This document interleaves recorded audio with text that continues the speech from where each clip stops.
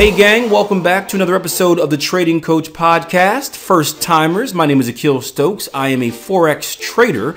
I am also a trading coach over at tier1trading.com. And this, right? The voice is cracking. This is a podcast that I release each and every Monday, Wednesday, and Friday, giving you some helpful tips about the markets and really other aspects of life as well. And today we're going to talk a little bit about something that, of course, is trading related. We teach trading as being thought of like a business. So anything that has to do with business, entrepreneurship can be related to trading if you're treating trading like your business.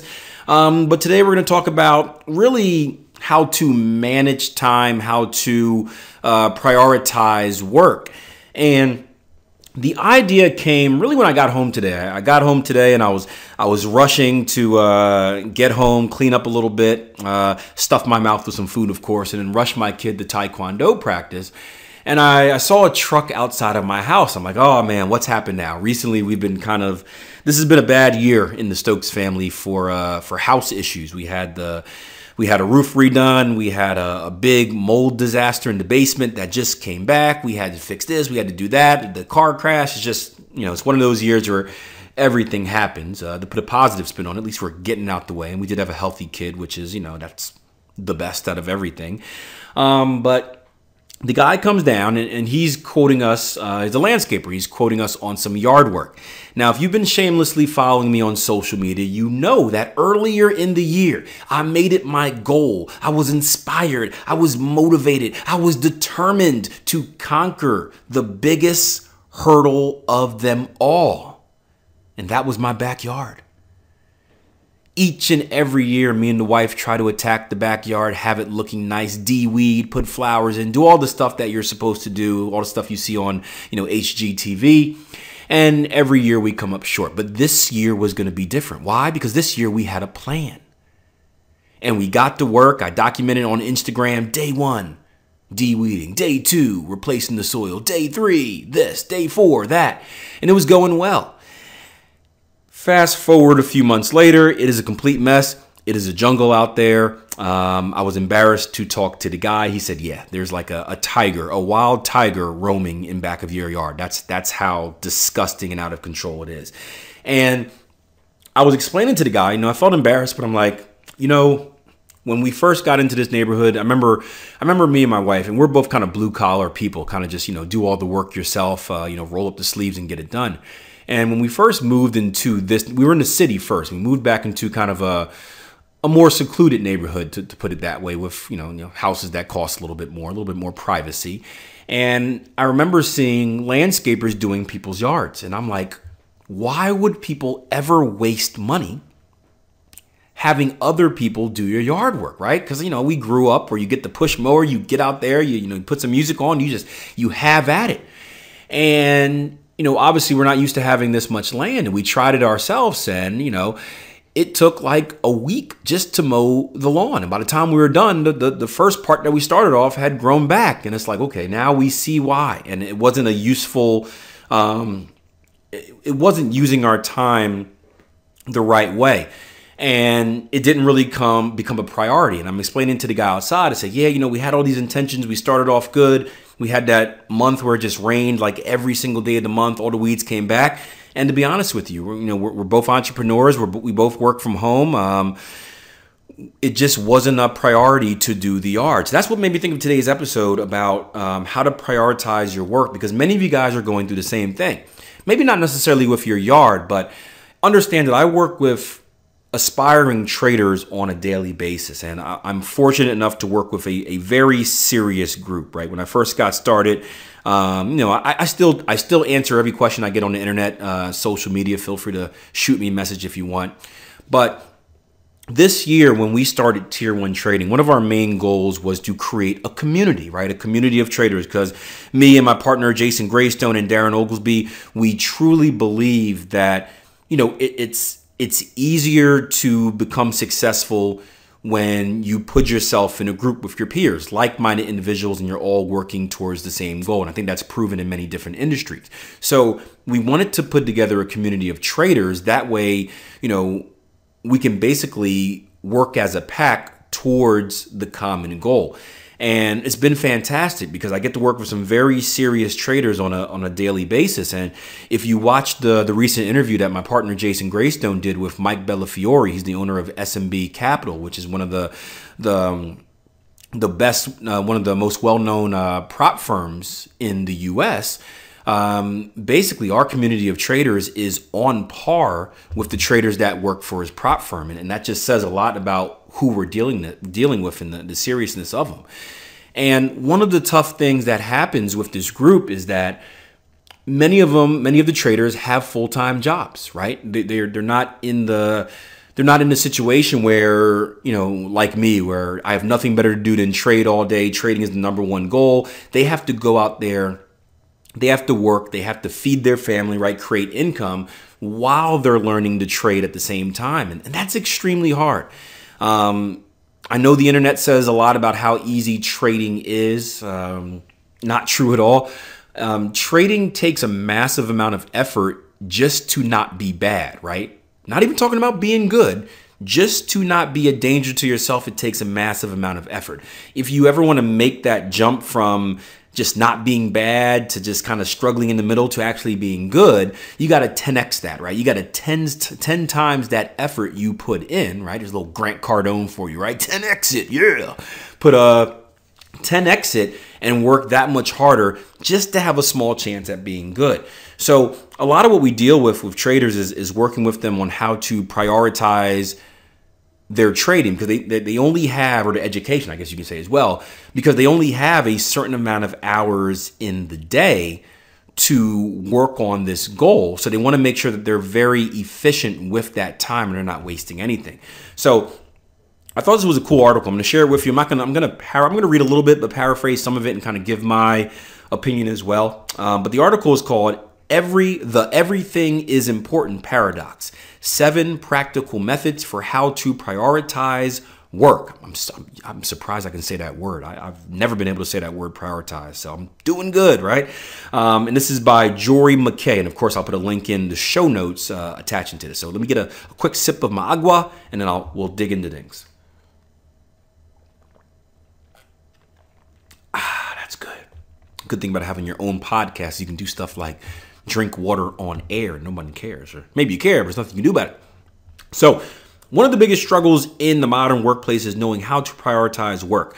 Workloads are ballooning and everything feels important. Keyword feels, guys, right? However, the truth is that a lot of the work we do every day doesn't really need to be done, at least not right away. Learning how to prioritize means getting more out of the limited time you have each day.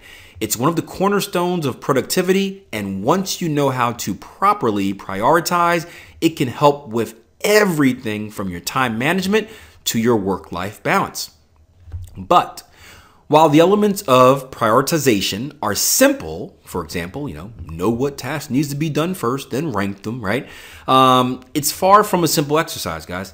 To make things easier, we've collected some of the best strategies out there on how to prioritize work into one master list. And again, I'm not going to read all of them. I'm going to read the ones that I kind of like. There were a few that I don't necessarily agree with, so we'll leave them out. But again, the link to this article is in the show notes, so you can go below and check it out. So number 1, capture everything on a master list and then break it down by monthly, weekly, and daily goals. Prioritization happens on different levels. You have the tasks that need to be done today, the goals you have for this week, and the accomplishments that would make you feel like the past month has been a success. Unfortunately, those lists don't always match up. It's all too easy to default to what seems urgent today and ignore the fact that it isn't getting you any closer to your bigger priorities. So before you can learn how to prioritize your daily work, you need to get everything down in one place. And I know that's been a big thing of me in the past. That's still something that we struggle with a lot at Tier 1 Trading, is that we want to do so much. And I know for me personally, before I ever write any type of goal or task or anything on my to-do list down, I ask myself, does it fit within the bigger picture? Is it a task that actually has a point? Meaning, does it lead to something else, right? What is there? I always have an end goal. So, right, for example, recently I wanted to get a bunch of quick tip videos out, right? I want to have a daily outlet where traders can kind of get a quick, maybe 1 minute kind of, coffee shot. What's the, I'm talking to you guys that you can answer me. What's it called when you use a little shot of coffee? Not a cappuccino. I'm not a coffee. Well, I drink coffee, but I'm not a coffee nerd. But you know what I'm talking about. One of those little mini shots, boom, once a day to get you fired up. Kind of like what I do with the quote of the week. So what I did was I worked backwards. I said, okay, well, how can I go about giving traders this kind of daily dose of awesomeness on a daily basis? And I decided to go back through a lot of my old videos, watch them, pull out little 1 minute clips, and basically reworked them into short form micro media. So what we call micro content. So it's not like I just started going through videos and started pulling out for no reason. Like, what's the bigger goal? Those little tasks worked as part of a bigger picture of what I want to achieve on a daily basis. And that achievement, again, is just smothering you guys with amazing content on social media, whether it's trading quotes, whether it's quick hit tip videos, whether it's full length videos, whether it's podcast videos, right? So that's a good example of that. An example of having a task that doesn't really have any purpose would be like creating, I'm trying to think of one because everything I do these days basically has purpose. But it would be like, I'm trying to think of something I wouldn't follow through with. It would be like this. It would be like I recently created a group chat. We're doing some strategy development with the traders we work with. So I recently created a group to follow along my strategy development. Now, it's kind of like me having an idea at the moment. Yeah, I'm going to open a group to talk about using Bollinger Bands, but that doesn't work into any kind of, I'm not developing a strategy to talk about Bollinger Bands. I don't personally use Bollinger Bands, kind of just an idea that came up at the time. And then I created something for it, really having no follow through on it. So that's a good example of that.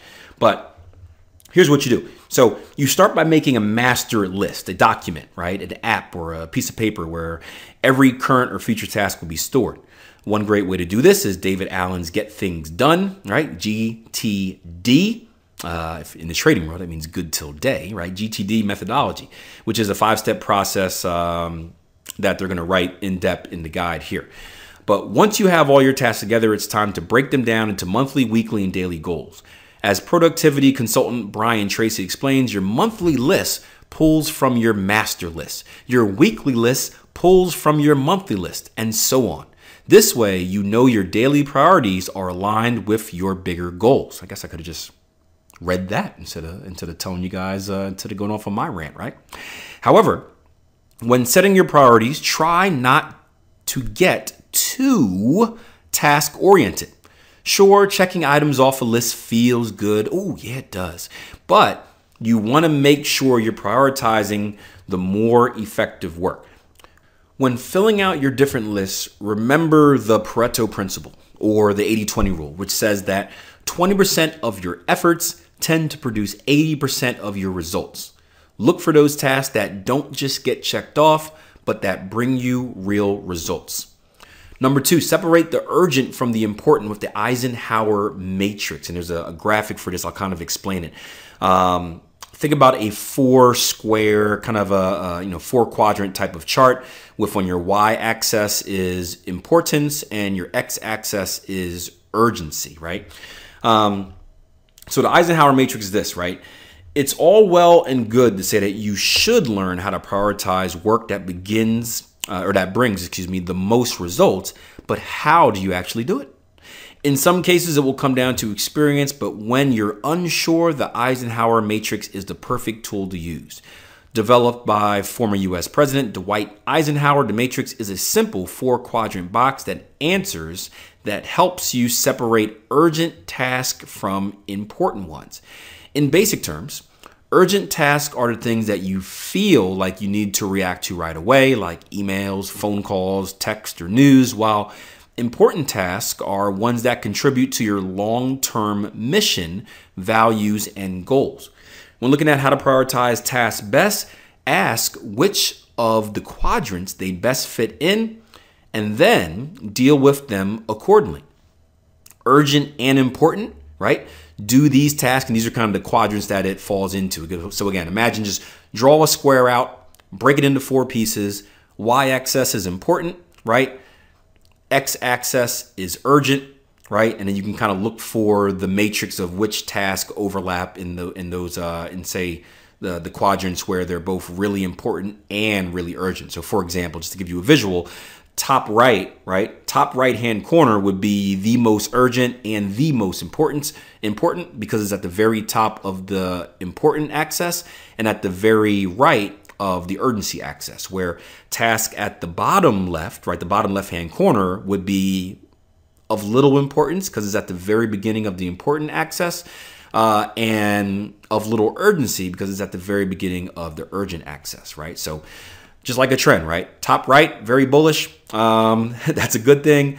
Bottom left, that's a bad thing, not so much important. So here are the quadrants, right? Ones that overlap in the urgent and important, do these tasks as soon as possible.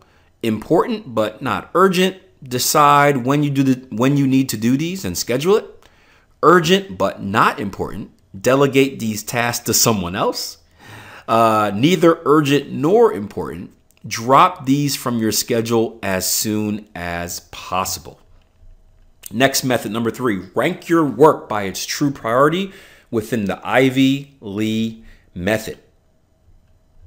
Sometimes, despite our best efforts, we end up with a massive list of urgent and important tasks that we need to get done. In which case, we need to find a way to dig deeper and find their true importance. One of the best ways to do this was developed over 100 years ago by a productivity consultant named Ivy Lee. The so-called Ivy Lee method is a ridiculously easy way to force prioritization of your daily work. Here's how it works. 1, at the end of each workday, write down the 6 most important things you need to accomplish tomorrow. Do not write down more than 6 tasks. 2, prioritize those 6 items in order of their true importance. 3, when you arrive tomorrow, concentrate only on the first task. Work until the first task is finished before moving to the next one. 4, approach the rest of your list in the same fashion. At the end of the day, move any unfinished items to a new list of 6 tasks for the following day. 5, repeat this process every day. Limiting yourself to 6 tasks or less each day creates a constraint that forces you to prioritize properly and then stay focused by single tasking your way throughout the list. And this is one of my preferred methods because I do a lot. And I typically, if you see me tweet right on the Twitter at Akil Stokes RTM, by the way, if you want to give me a follow, approaching 11,000 at the time of recording to this. Let's get to 12. You'll notice a random tweet from me every once in a while that says, just knocked off 3 things in my to-do list, but just added 50,000 more, right? So my to-do list is always busy and everything is important, but everything is not as important. And what I used to do was make a master list of like 1 million things, every single thing I needed to do, and 2 things would happen. 1, I would get overwhelmed, right? I would get defeated right away. I'd come in, just imagine this, right? Come into the morning, you look at your list, there's 50 things that you want to do. How much do you dread that? Are you excited to attack the day, or are you like, ugh, right? Think about it like when you were a kid, right? And you know, let's say you get allowance, right? You know, mommy gives you allowance if you do some chores, and you come in and there's a list of chores you have to do. It says, take out the trash, clean the dishes, right? You're kind of pumped up. You're like, oh man, like 2 tasks, I can do that. Let's get started right away. You're fired up, right? To get that end result, which in that case is the allowance. But now imagine that you come down in the morning and you have about 50 chores to do. Do you even want to get started? No. Because there's no kind of payoff, right? We feel emotionally rewarded, right? There's literally a chemical switch that happens in your brain when we get rewarded, right? This pleasure principle. We feel emotionally rewarded when we accomplish something, right?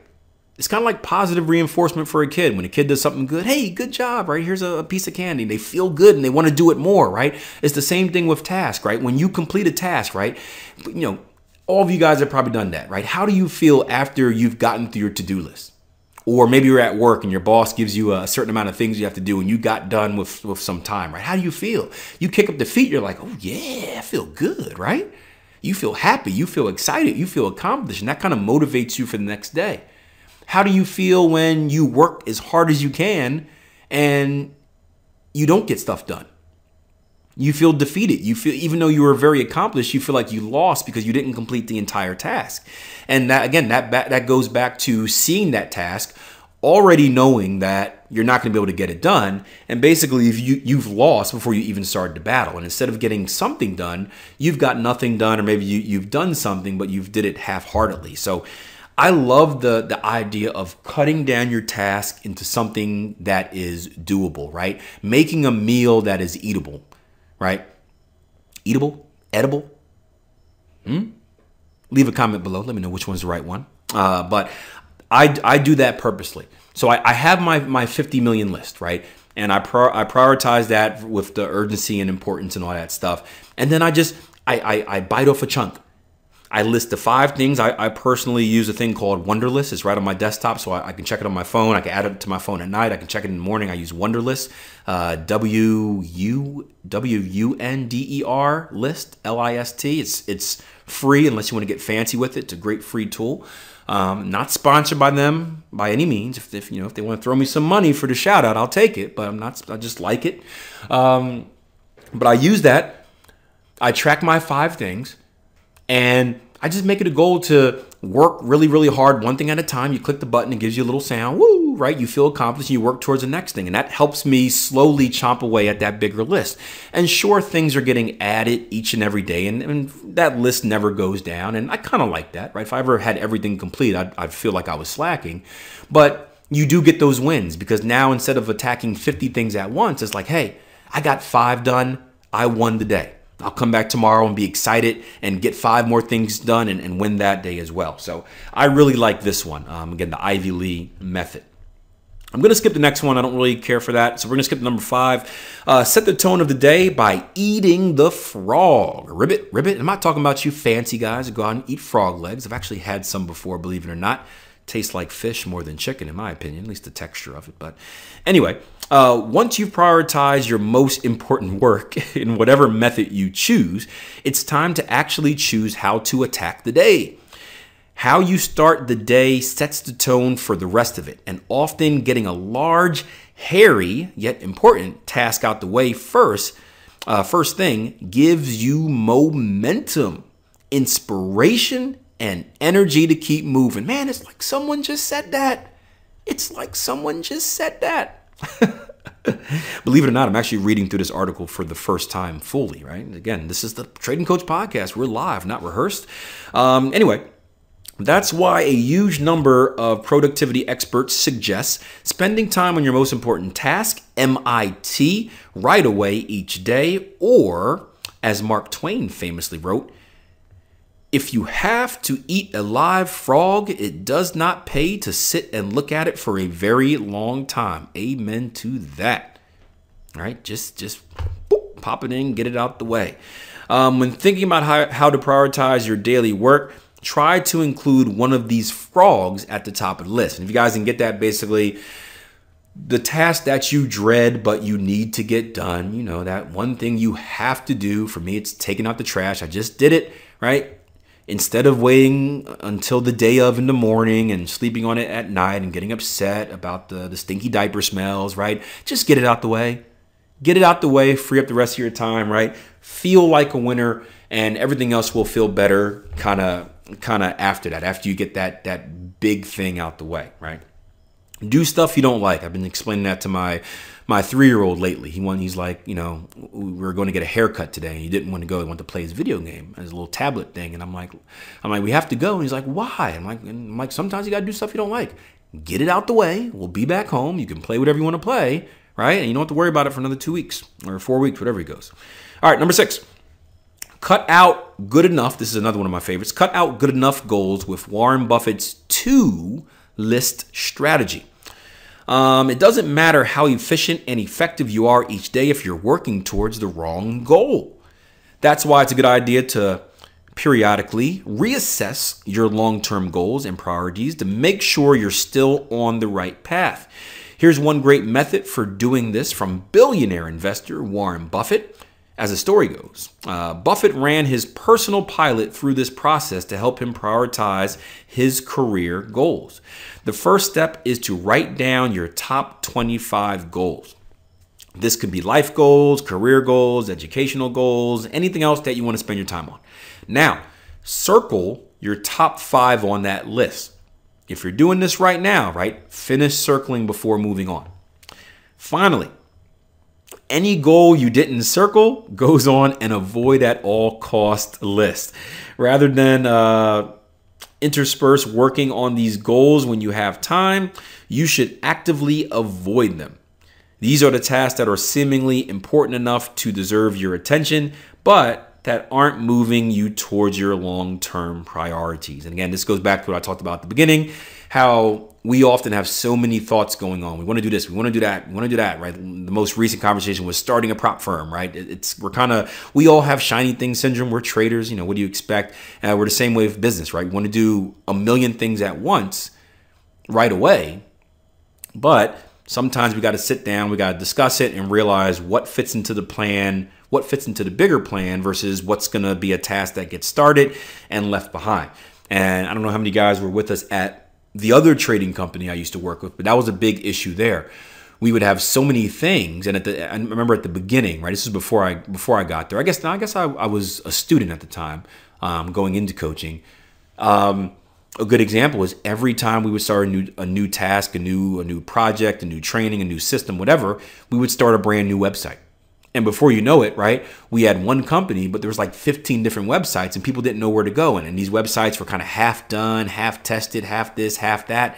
And it was just a mess, right? And I remember getting together and we talked about, hey, what is the bigger mission? What is the most important mission? What is the methodology here, right? And everything we do has to somehow fit underneath that. And if it doesn't, whoop, kibosh it, right? Number 7, and we're going to get done soon, guys. I'm keeping you long today. Be aware of the sunk cost fallacy.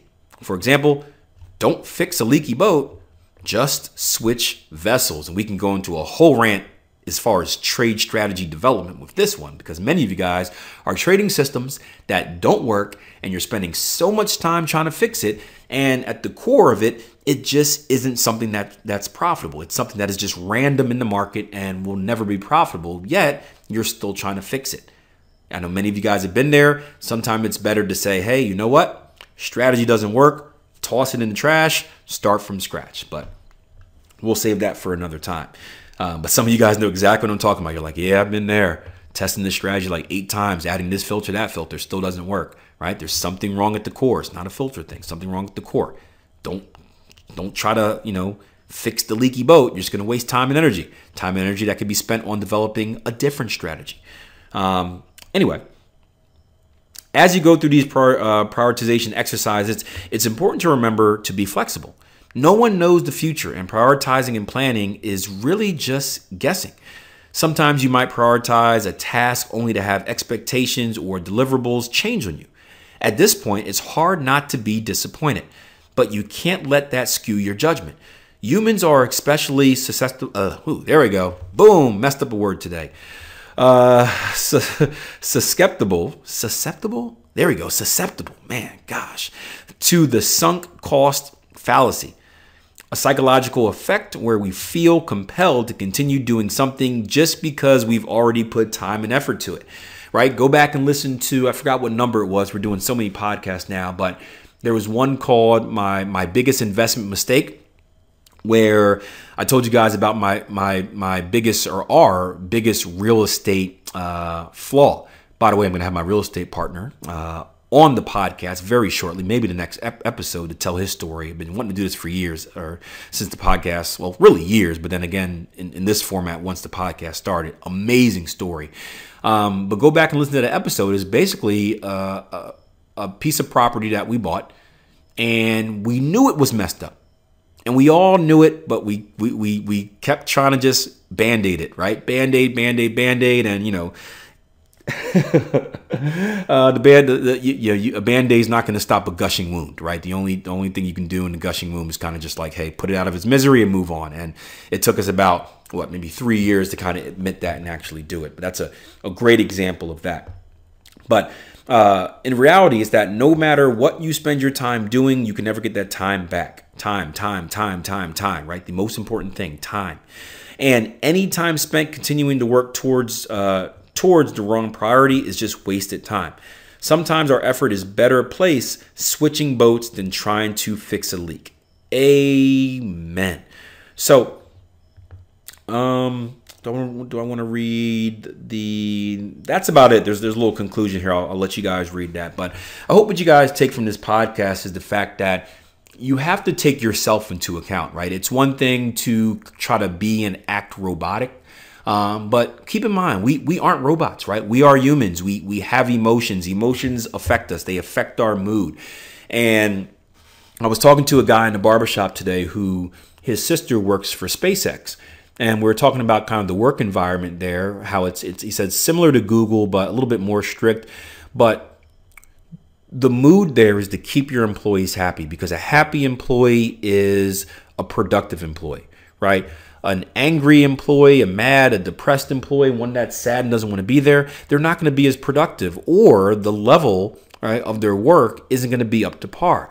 So you have to, as a boss, right, you have to keep your employees happy if you want to get the most out of them. And we're the same way. We happen to be the boss and the employee, but we have to keep ourselves happy, and we have to try and get small wins each and every day. And what those small wins do is it keeps us motivated. It keeps us hungry. It keeps us really determined and inspired to attack the next day. And it may not seem like you're gaining much progress at first, but when it's just like a string of good trades, you hit an equity curve bump up, right? The same thing is with your to-do list, right? You have that end goal, think far right, that end goal far right. You're starting far left.